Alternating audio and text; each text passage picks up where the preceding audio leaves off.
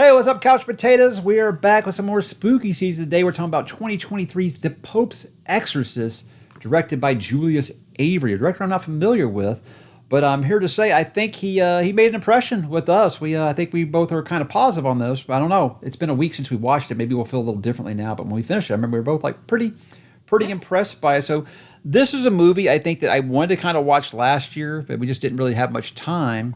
And I was surprised you picked it so early in spooky season. So was it just chubby Russell Crowe that made you want to get into this, or your love for The Exorcist? Because I know you read The Exorcist last year for the first time. Was that what got you interested, or you just good trailer? Why I was think so high? just where we were looking at where it was in the lineup, I was like, this will be a good pacing, and yeah, I like me some thick and sassy Russell Crowe. I'm going to be honest. Sassy rock star priest was not something I felt like I needed in my life, but now I do. I mean, look, I've loved Russell Crowe ever since Gladiator, like most people have. I feel like anytime the guy makes a movie now, it's like an event. I got to at least check it out. I can't think of very many performances where I've been like, you know what? Russell Crowe really brought that movie down. And so I feel like he's consistent in that regard. But he's kind of eased off over the years. But I was impressed. I was very, very satisfied with his performance in this movie. And I think it's long story short, I'd watch another one. So let's get into like we usually do. What did you like about The Pope's Exorcist? Yeah, I liked my thick and sassy Russell Crowe. it was quite a treat. So based off of a real life character. I don't know if he's quite like this. I love the way at the end it says, he wrote a lot of books and they're awesome. So very good. What I found really remarkable about this is I was saying on Twitter after we watched about how much I think it really surprised us. We both really liked it.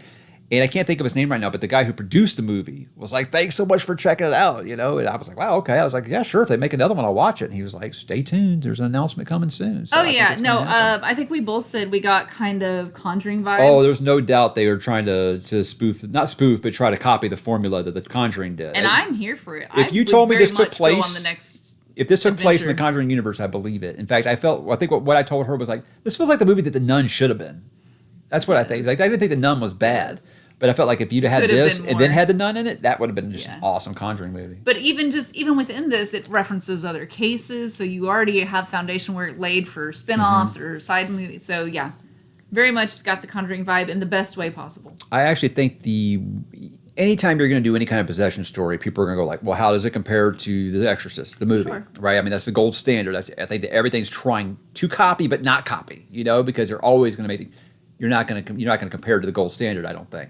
But I like the ways that they did some of the things. I love the way that the kids' eyes were just so jacked up. That was really creepy the way they did the eyes. Like one part, like it blinks like a dog's eyes, like their inner eyes. Reptile eyes. Yeah, that was creepy. The voice was surprisingly good. At first, I was kind of like, I don't know about this like grown-ass man's voice, but it worked for a while. I liked all of the actual like haunting events, like the sisters getting tormented in the closet and stuff. Yeah, some really, really good stuff. Really good. So, I mean, I felt like all the eerie stuff was really good. Yeah, I have that in here. This is, creepy kid trope gone right? Yeah. Like, the creepy kid trope can get a little overplayed, but this one definitely went right. Yeah, with me, I felt like in the third act, where most of these movies just go ridiculously over the top, it does that, but I was there for it. I thought it was really good. And I got to say, Brother Thomas, or Tomas, is that how you say? Father Tomas. Father Tomas, okay. At first, I was like, okay, this guy's the red shirt. But, dude, that guy he had a glow up in this movie. You had one job. Yeah. Just say this prayer, like literally he tells the him thing you do he's going to say things that are going to piss you off. Just ignore it. It says like nothing. And he's like so instantly triggered. He's trying to choke this kid out. But he does have a sharply curving arc and redeems himself. And by the end, I'm like, hell yeah, I'm here for this duo now. Yeah. I want this franchise. I want these two going in battling cases. It's really good. So yeah, he has the MVP performance, I think, in the end. So that third act, when it did get a little crazy, I still thought it was awesome. I thought the special effects looked good. Nothing really felt just like to the point where you're like CGI diarrhea. I think that's where the Netflix budget restricting it helps with stuff like that, because it eases them back. I say we got to do some more practical effects.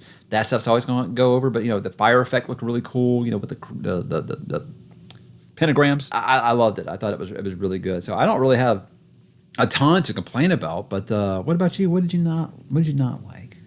And you can't say the Cardinal, because I don't think you're supposed to like him. Well, no, and I was going to say, I liked that they kind of weaved in some political backstory for the Vatican and, tied it back to the Pope. Oh, That I did was like kinda his weird. I did like his backstory with the girl who commits suicide. Yes, that's what I'm saying. I They forgot. lay a foundation for other movies. You Yeah. can always go back to that. Just like they did in The Conjuring with her problems with the previous exorcism. And I was I didn't really like when the demon got out, the Pope got sick. Like, was that supposed to be that was connected? kinda I didn't weird. really pick that up, Yeah. or what was supposed to be going on there. Literally, you're performing an exorcist in this pseudo house previous. Oh, Abbey. quit leaving everyone alone. And Why are you not watching the women? Of course, bad things are happening to get the them. daughter out of there for sure? Yeah.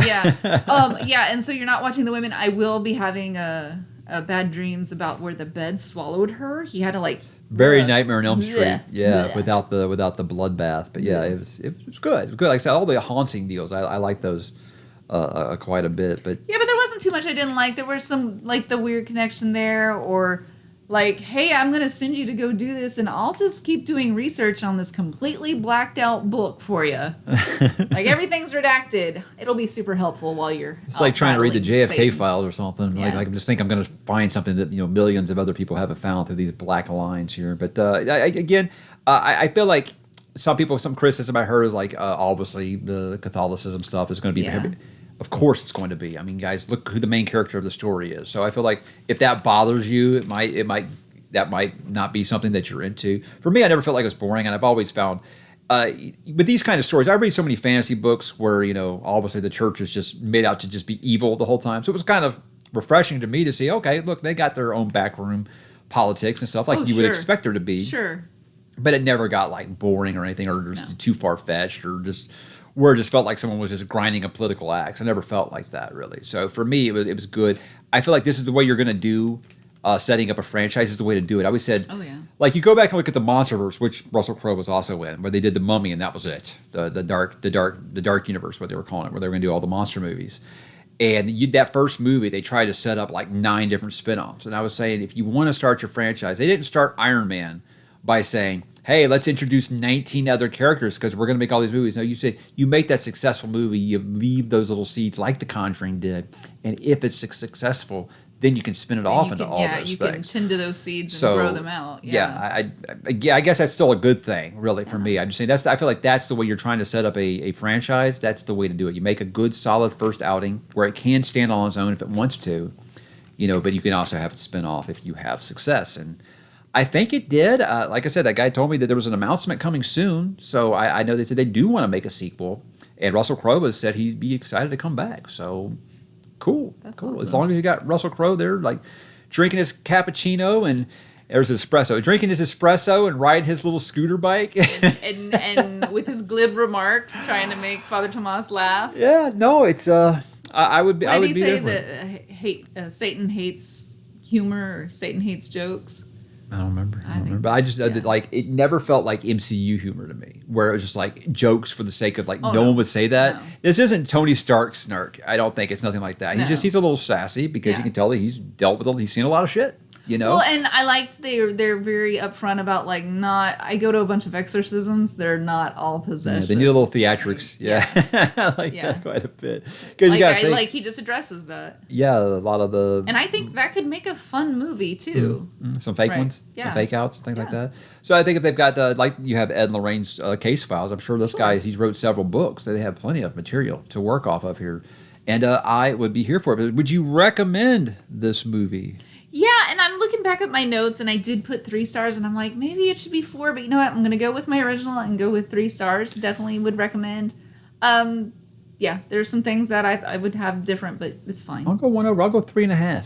I don't like to do too many Let's halves. say halves. That's I don't like to. I'm not going That's to do an exception for you. I'm not going to do decimals, but I'll do a half because I don't think 3.75. a 4. I still think is a damn fine movie, and for me, I've got to feel like a damn fine movie is something I would recommend to anyone, and I don't think I'd recommend this to anyone. Agreed. But if you're into if you love the Conjuring movies, I think you'll like You'll this quite a enjoy bit. It's this, not as yeah. scary as the Conjuring, obviously, but it definitely feels like it could take place in that universe. And for me, as much as I love the Conjuring universe, that's a very high compliment. It really is. So if you thought The Nun was kind of boring, I think that this would be a little bit more Makes of up for it. what you're looking for sure. But yeah, 3.5. And on pumpkins? Pumpkins, I believe I also have 3.